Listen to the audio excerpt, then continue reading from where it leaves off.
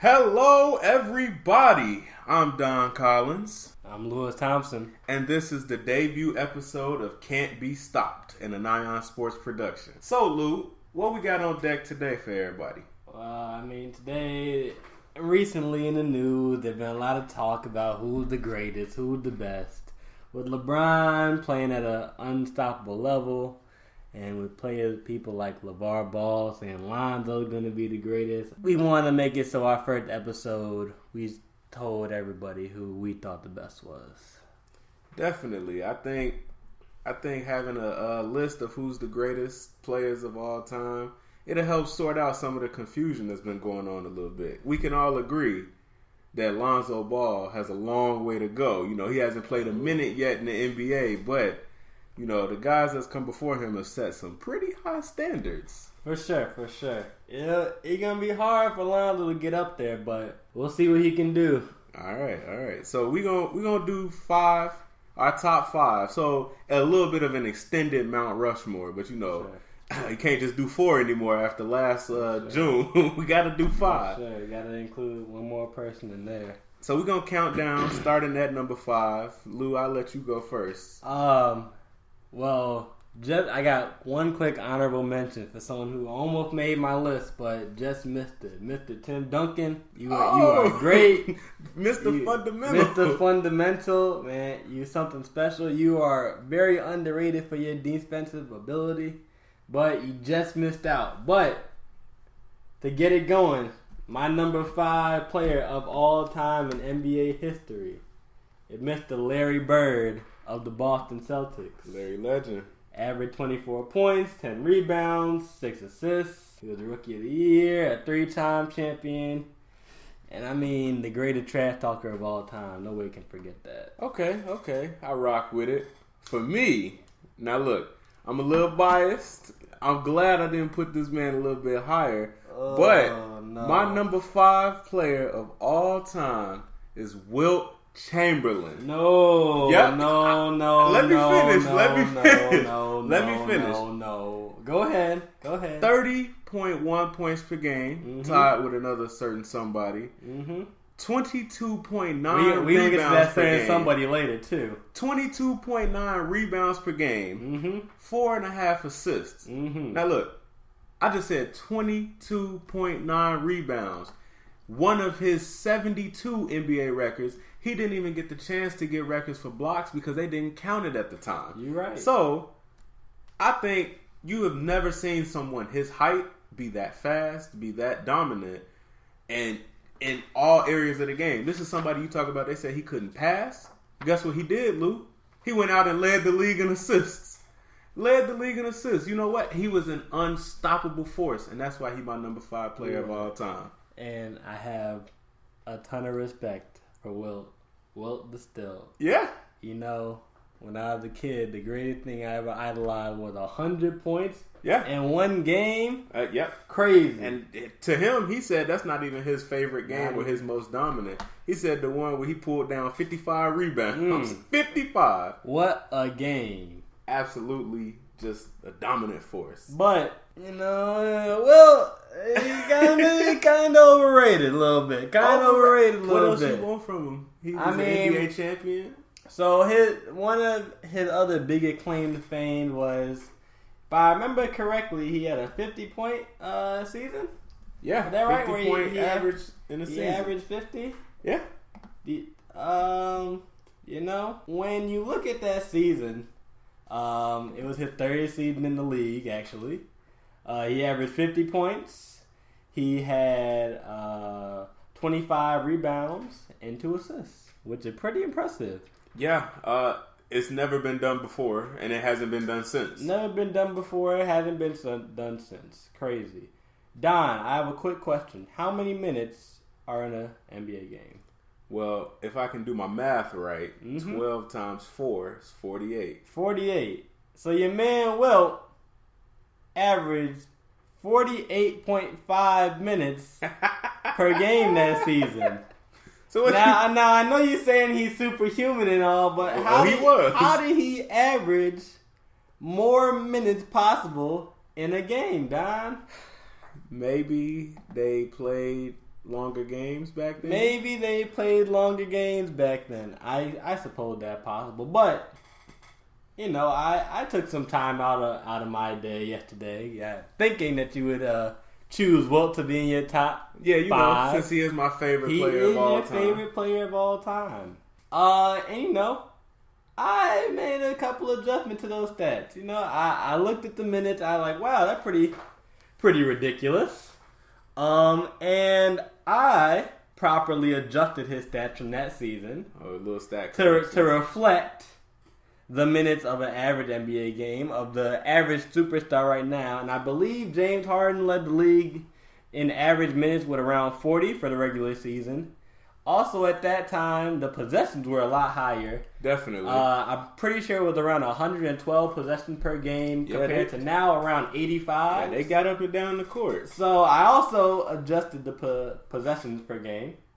And when you look at that, compared it to what I have now, he averaged 31, 15, 1.5 assists on 38 minutes and 24 field goal attempts, which is still a fantastic season. But, I mean, if you want to really put into perspective the player he would be compared to some of the other guys who I'd imagine are more current or more relevant in recent NBA history, I mean, it's fair to look at his number compared to the average player now. That's fair enough. And, you know, I want to commend you for getting the breakdown of what it would be like in today's NBA. For sure.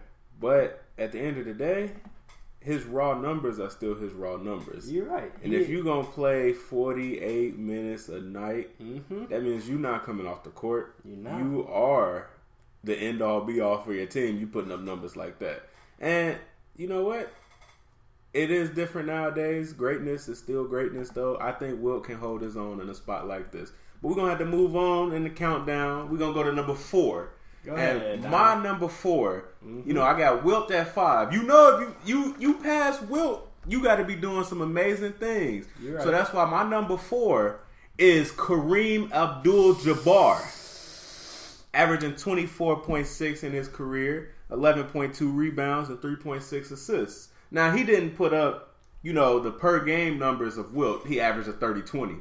But Kareem, you talk about, he's the first player in NBA history to play 20 years in the association. 20 years. He is the all-time leader in points scored, which is no small feat considering from him to number 2 is about 2,000 points. It's a lot of points. And you see the recently retired Kobe Bryant.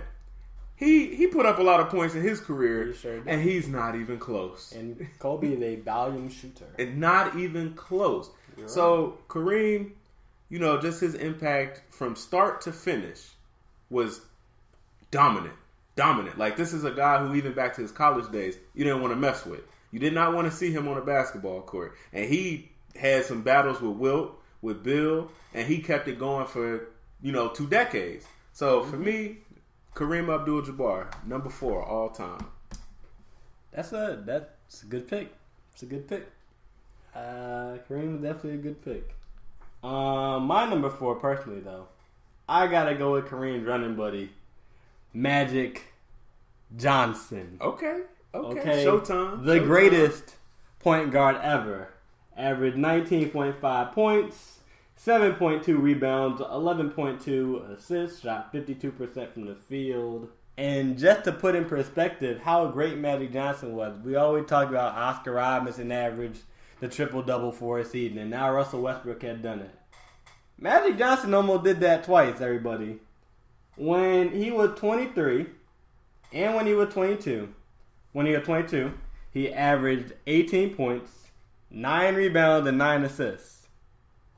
Well, you know, that's pretty good. Pretty good. Showtime. He Magic. Showtime. You know, when he was 23, he then averaged 16.8 points, 10 assists, and 8.6 rebounds. Now, Magic Johnson was not the center of that team, or the power forward, or supposed to be in any position to be getting rebounds, but just naturally was attracted to that ball. Yeah. So I mean, I like the Wilt pick, but I think Magic Johnson really showed his dominance over the league at that point because it's not up for argue. He's the best point guard ever. Okay, all right. So moving forward, we're gonna go to number 3. Now this one, the top 3 is when it gets interesting. I know you was looking at my list before the show. I don't know what you're talking about. And I had to make some adjustments. Okay. You didn't influence me. I just wrote it down in the wrong order. Do your own thing. My number 3 is getting a little repetitive. Is Magic Johnson.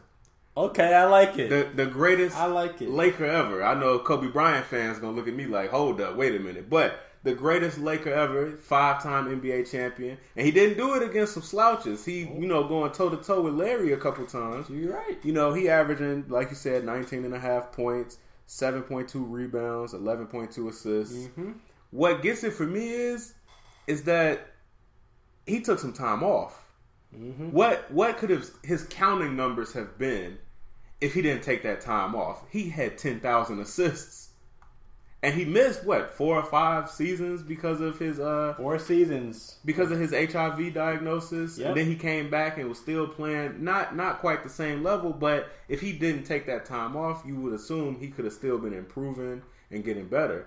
Just to put in perspective, in his last season playing in the NBA before he took his break in 1990 to 1991, he averaged 19 points, 12 assists, 7 rebounds. I mean, he was a monster. Shot 90% from the free throw line. He wasn't missing there. Shot 32% from the 3-point line, which there's a notion he's a terrible jump shooter, but 32% at a time where the 3-pointer was just now becoming he had to adjust to it. The NBA was really taking in and not just a gimmick, but actually a part of the game. I mean, that's pretty impressive. So for me, I know you had Magic a little bit lower on the list. I did. But you know what? They all great players on this countdown. But for me, Magic is the 3rd best player ever. You're right. And the greatest Laker ever. You're right. The greatest Laker ever? I'm going with it. Showtime, baby. Showtime. That one might be a reach. But at 5, I had Larry Bird. At 4, I had Magic Johnson. Now, the man who I am going to say next is pretty much a combination of the two. The king from Akron, Mr. LeBron James. The king. The chosen one. 3rd on the list. Not even done playing. He could get higher when he's done. But, I mean, we know how great LeBron is. He's gonna go to 7 straight. They just bullied the Celtics last night. A butt whooping. It wasn't even close. It wasn't even close. But LeBron James is the only player in NBA history to be in the top 15 for assists and points at this right now, and he'll probably end up in the top 10 for both. For his career, he's averaged 27 points, 7 rebounds, 7 assists. And I mean, if you just want to look at recent history in the playoffs, since Game 5 last year against the Golden State Warriors, he has averaged 35 points, 10 rebounds, and 8 assists, and has not lost a game. It's simply phenomenal what he's doing. In all honesty, he's getting older, and I thought, hey, he's going to slow down when the athleticism fades. He won't be the same guy. And he somehow has gotten better.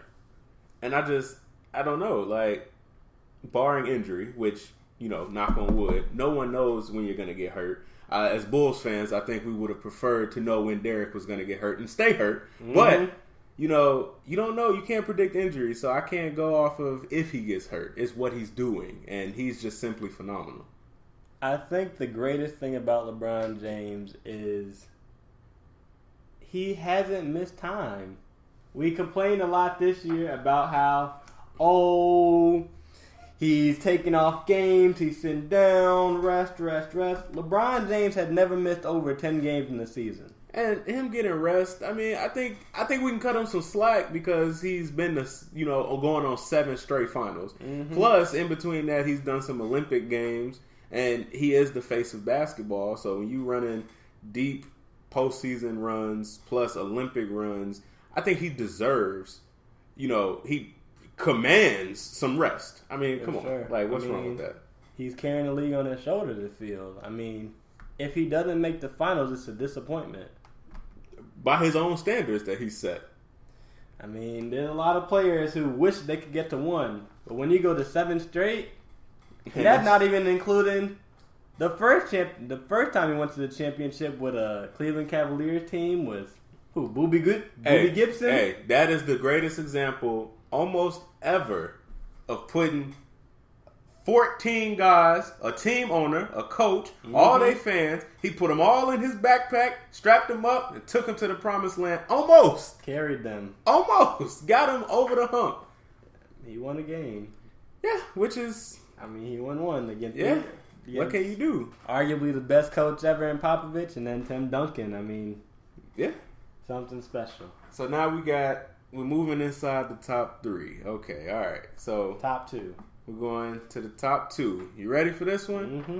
I know a lot of people going to be shocked at this one. Who you got at number 2? At number 2, you know, I done took a lot of time to think about this. Mm-hmm. Just over the course of my life, me watching, my experiences, I've come to the conclusion that Michael Jordan is number 2 Don Collins. in NBA history. Number 2. Number 2.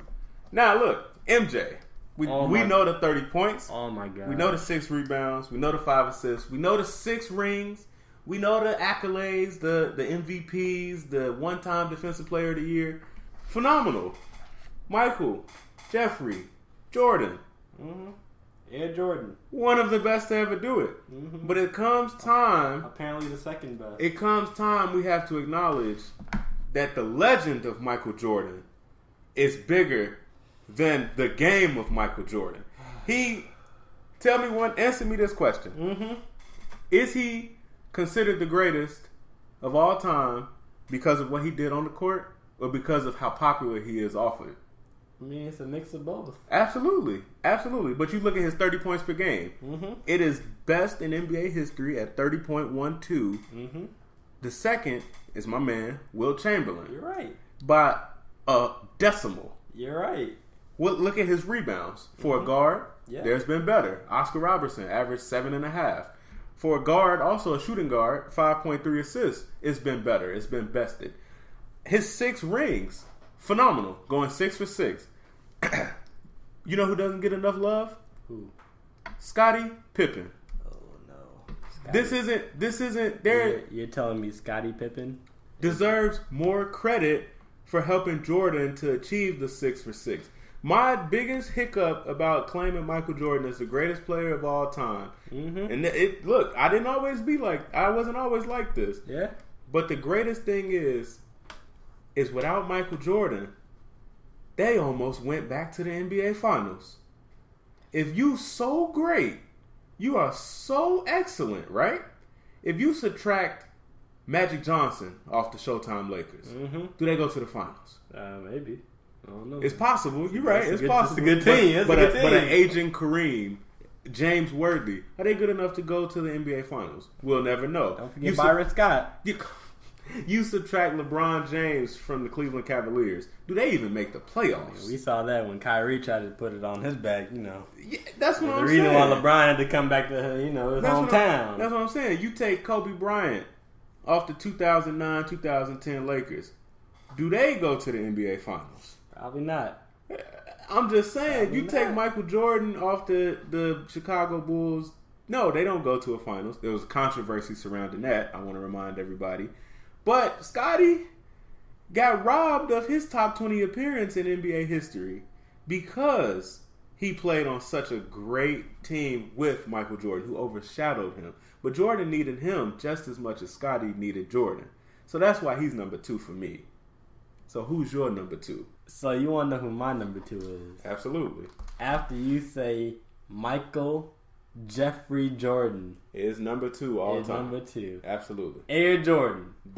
Yes. MJ. His airness. The GOAT. Yes. You know they don't give GOAT out to anybody, right? No. You know what GOAT stands for, right? Yeah, greatest of all time. I get it. Of all time. Greatest normally means the first person. And then number 1. No, the real GOAT is whoever's marketing him this way, all right? That's where the GOAT's coming from. You finna put some respect. Oh, he's got on Phil Knight's name. Phil Knight wish he could have... He didn't plan any of this. It's a marketing machine, though. The myth is getting out of hand. You want to know who my number 2 is? Let me hear it. How bad you want to know? I do want to know it. It's Michael Jordan, man. Michael Jordan, the second best player of all time. So you was getting on me, and you got the same thing. Look, I'm from Chicago. Same. When I grew up, I idolized that man. I think Michael a lot of Jordan. kids do. You know the first statue I ever touched? The Jordan statue outside the UC. With his hand up, Yeah. grabbing that ball, man. I thought I could be like Mike, man. You know, that's a great song. Like Mike, come on. That's a great song. The Gatorade, the Air Jordan shoes. Man, I got some Nikes on right now, matter of fact. You know what it is. You know, but you're right, man. The legacy of Michael Jordan has grown out of proportion. And out of body, out of proportion. It's out of sight what the actual Jordan is like. Become a god when he's just a man. Just a mere man. Yes, he went 6 for 6. But if you want to talk about rings, what Bill Russell want to talk about the greatest winner is Bill Russell. Okay? Yes, he was great at putting the ball in the basket. But you could label him a ball hog for almost, the first 6 years of his career? Yeah, when he averaged 37. You want to talk about Wilt using possessions. Michael Jordan was using every possession they had to chuck it up. I mean, you're right. In his third year, he averaged 37 points. I mean, and the year after that, 35. And the year after that, 32. When you give a man so many shots, he better do that. I mean, what else is he supposed to do? Until Scotty got there, it was just him. And he was like, well, I'm going to score my buckets. And everyone else hopefully is good enough to get... Mike versus everybody else. Pretty much. It was 1-on-5. And I mean, he had his moments of greatness, obviously. I mean, when he was real young, he came back and he had that 6-3 in Boston against Larry Bird. Larry Bird even called him a god. Larry the legend. On your list. On my list. He's Number 5 on my list. But Michael Jordan, I love him. He's Rookie of the Year. He has 6 final MVPs, along with his 6 championship Defensive Player of the Year. One of the best defensive players ever at his position. I mean, he's 4th in points. And one thing most people don't know about him is he is 3rd in steals all time. He's also the only guard ever to have 200 steals and 100 blocks in the same season. And he actually did that 2 times. Nobody's ever going to doubt the greatness of Michael Jordan. That's not what I'm here to say. It's just, is he the best scorer ever? Yeah. Is he a really good all-around player? Yeah. But to be the greatest of all time, I just think even Michael has to be held to a certain standard. For sure. And he doesn't need to necessarily set that standard.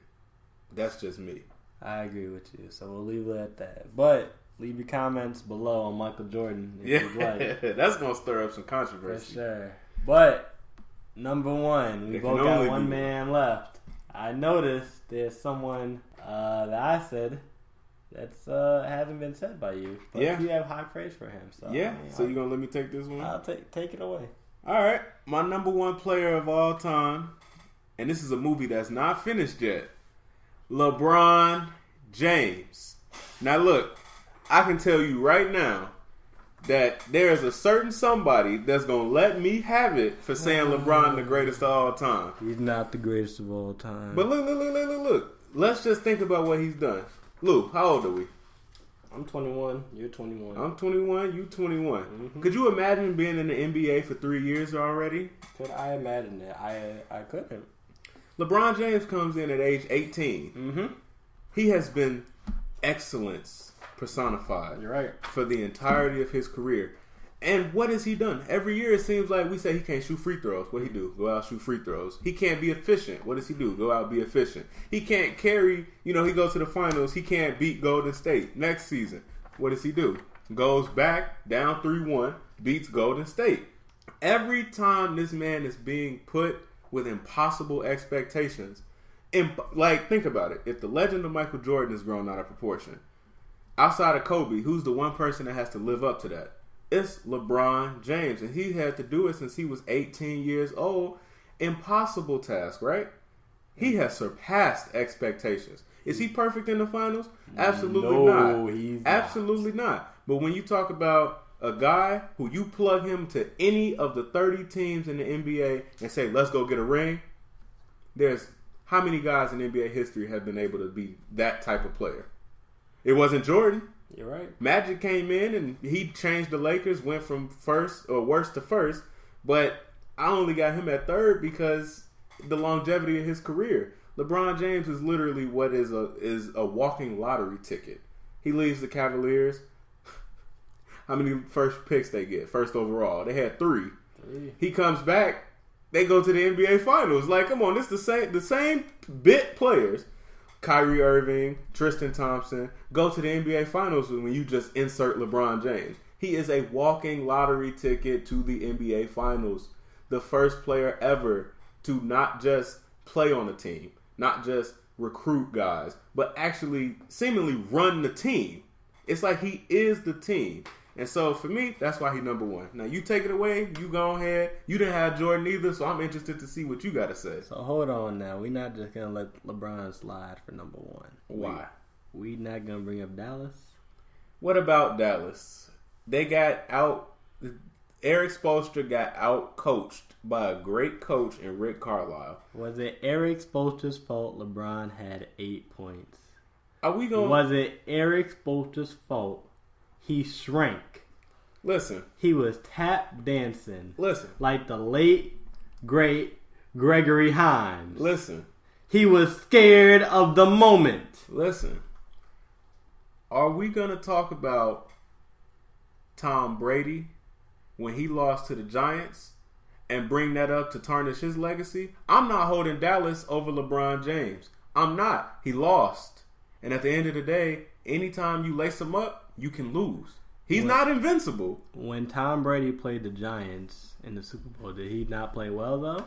He played pretty good. Did LeBron play well against Dallas? Did he play to his standard? In the series, he played pretty good. I mean, Tom Brady and them only put up 14 points the first go round. Is that their standard? That 2007 season? Absolutely not. So LeBron James, yeah, he's responsible for losing, to Dallas. That's, he's the best player on the best team in the league at the time. But you lose. That's part of life. You can lose. So, next. All right. I'm okay with that. Well, I got one player left on my list. Absolutely. You've named him earlier. Okay. The most dominant shot ever. Oh, okay. I know the greatest college basketball player ever. I know he was so great that a rule was put in place so he could stop being dominant. So he kept changing his game up so he could be better. Yep. His name is Louie Alcindor. Okay. Better known as Kareem Abdul-Jabbar. Okay. Now, you said earlier he had the most points ever in NBA history. That is correct. You want to know how the skyhook came to be? You gonna tell me? I'm gonna tell you. All right, let's hear it. When Kareem was in the 5th grade, he was already bigger than all his friends, all the little kids he wanted to run with. So he had to play with the older boys just to, get his game up, get a good challenge, and break a sweat, have a chance at someone else trying to beat him.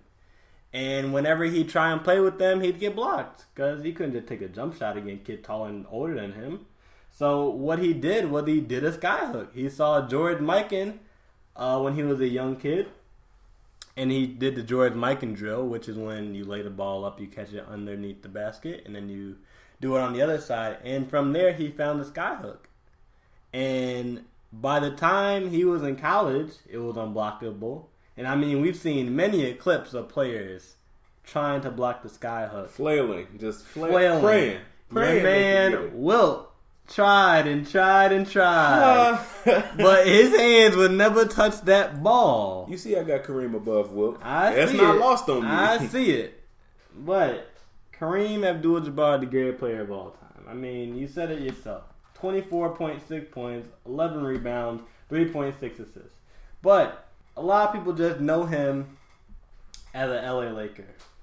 In his first 4 years in the NBA, first 5 years, excuse me. In his first couple years in the NBA, he played for the Milwaukee Bucks.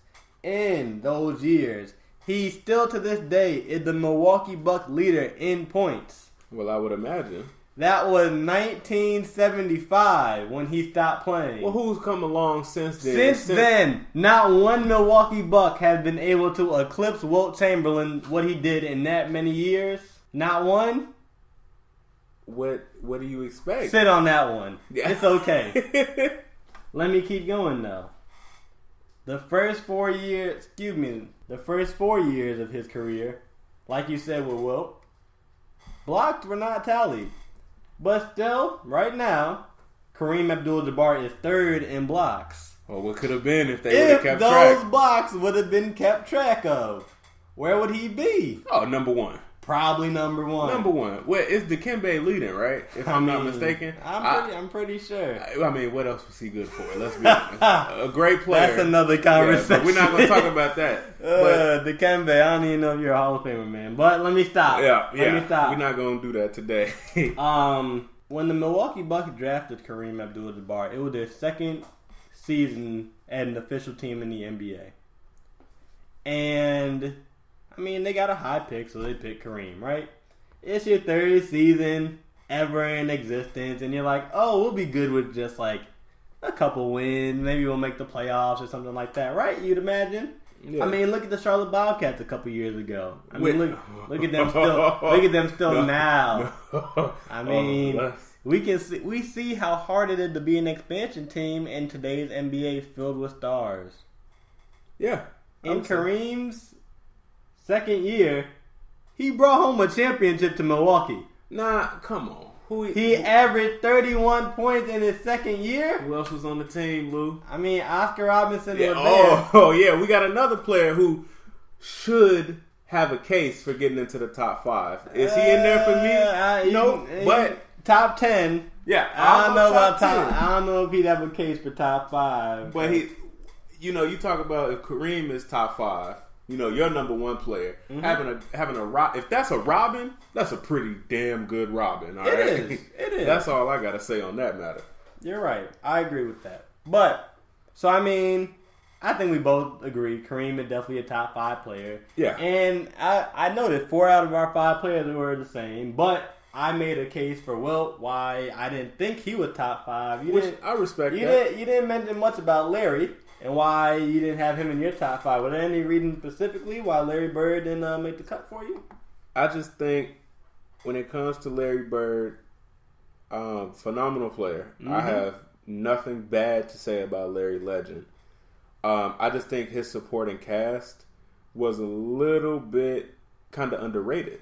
You look at Robert Parrish, Kevin McHale, and these are Twin Towers. You're right. Whereas they're going up against the Showtime Lakers, and Kareem, your magnificent number one Kareem. You're right. Wasn't the same type of Kareem at this time. So, you got 2 really dominant, inside presences against really just one, and he's aging at this point.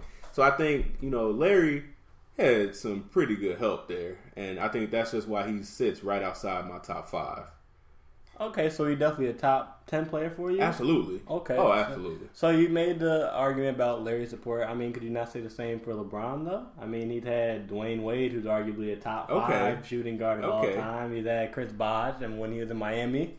And now he has Kyrie Irving, one of the best point guards currently, and Kevin Love, who can kind of do it all for the position. But let me bring this up. You have the floor. I have a YouTube channel, a Nyan Sports. Okay. #BeGreat. So I can't visually show everybody listening today what 4 trash cans look like. But that's what LeBron James took to 6 games, the Golden State Warriors, the first go-round. You're right. Literally. Where's Matthew Dellavedova right now? Milwaukee? Milwaukee. How much have we heard from him this year? I mean, you go to school in Wisconsin, so you biased. You biased a little bit. I am. But Delly is, come on now. Come on. Matthew Dellavedova is a forgotten player in the city. All right. And if look, we can at least recall him by name. Tell me who the 7th man off the bench was in 2007 for the Cavaliers. Don't even bother. Garbage. That's all I got to say. I rest my case. He's had good teammates, but when it was bad, Lou, it was bad. It was super bad. It was bad. So LeBron James, none of that happens without him. Kevin Love, coming from Minnesota, never made the playoffs. Kyrie Irving spent his time in Cleveland, never made the playoffs. They get to the NBA Finals, it's a whole nother game. They get to the Finals because of LeBron. Because of LeBron. And as much help as, he has, it's on him. It's on his back. It's basically his accomplishment. And they just, there for the ride. Because he carrying them. Still carrying them. What's that, 7 straight games, 30 plus points this year? Yep, I believe so. Back packing. That's what that is. All right, Don. Well, I think both of our cases are settled. Tell us who you think had the better top 5 list. I mean, you know what? Since they were so similar, I do like how we both had Michael Jordan second. Mm-hmm. That was actually, it shocked me. I thought for sure you would have put Jordan number 1. I was really thinking about it. But I will have to say that in terms of accomplishments, I think your list is a little bit better. You look at your number 5 is Larry, mine is Wilt. Larry definitely was not necessarily the better all-around player, although he did everything, Wilt did everything. Larry definitely accomplished more in terms of winning championships. And Wilt, for all of his scoring prowess, it took teaming up with old Elgin Baylor and Jerry West to get him his ring. Mm-hmm. Some of that was Bill Russell, but at the same time, you're going to make this list over Bill Russell. Something in me says you should have been able to beat him. All right. But that's why I'll just give since they're so similar, it's going to have to be the difference in picks. I'll give you the Larry. So, a tie up until number 5. All right. I like it. But the one thing I will say about who I put in like my 6th or 7th spot personally myself. I mean, Wilt's dominance cannot be forgotten. Definitely not. I mean, I even brought up with the possessions and the amount of shots he got per game and everything like that. And I mean, still averaging around 30 points, no more 20 rebounds is still ungodly number. That would be top. Wilt was a bad boy, everybody. Yeah, definitely. Now, don't forget that. But great talk. It was a great talk. I think this was a great debut episode, and I mean, the only place to go is up. We cannot be stopped. Cannot. More to come. We can only be great. So, I want to thank everybody that's listening, and we'll be back as always. #BeGreat.